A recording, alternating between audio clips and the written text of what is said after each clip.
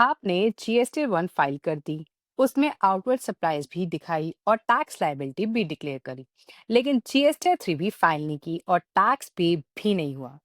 यही सिचुएशन थी शीपी के पीस मिंटक्स मिल्स प्राइवेट लिमिटेड के केस में। टैक्स पेयर ने अगस्त 2018 से अप्रैल 2019 के पीरियड के लिए जीएसटी वन बिलेटेडली फाइल की और लगभग 1.48 करोड़ की टैक्स लायबिलिटी एक्सेप्ट कर ली, पर जीएसटी थ्री भी फाइल नहीं हुई। इसके बाद टैक्स पेयर ने डिपार्टमेंट से रिक्वेस्ट की कि जीएसटी ड्यूज को section 80 of the CGST act के अंदर मंथली इंस्टॉलमेंट्स में पे करने दिया जाए। डिपार्टमेंट ने मना कर दिया और जब मैटर मद्रास हाई कोर्ट तक पहुंचा, कोर्ट ने एक बहुत इंपॉर्टेंट लीगल पॉइंट क्लैरिफाई कर दिया।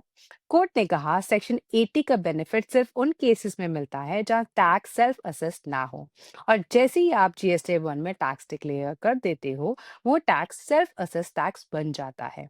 कोर्ट ने सेक्शन 75 सबसेक्शन 12 रेफर किया और क्लियरली बोला जीएसटी वन में डिक्लेयर टैक्स जो जीएसटी थ्री बी में पे नहीं होता, लॉ के हिसाब से भी सेल्फ असेस टैक्स ही माना जाएगा।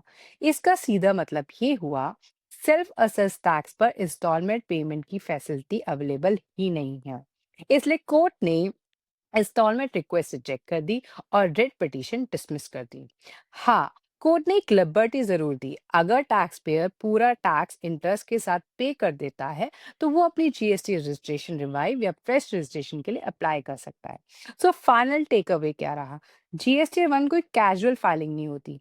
जीएसटी वन फाइल करते ही टैक्स सेल्फ असेस्ड हो जाता है और सेल्फ असेस्ड टैक्स पर सेक्शन 80 की इंस्टॉलमेंट का बेनिफिट नहीं मिलता। सो मैं हूं आपकी GST queen simplifying tax and style. Do subscribe to stay updated. Thank you, bye bye.